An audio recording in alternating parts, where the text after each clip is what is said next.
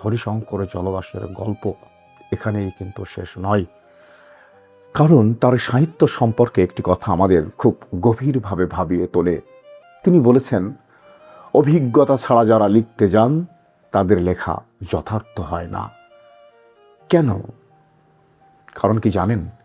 সমুদ্রকে দূর থেকে দেখা আর সমুদ্রে রাত কাটানো এক জিনিস নয়। জেলেদের দুঃখ নিয়ে বই পড়া আর নিজের বাবার সঙ্গে সমুদ্রে গিয়ে সেই দুঃখ বয়ে বেড়ানো কখনোই এক জিনিস নয়।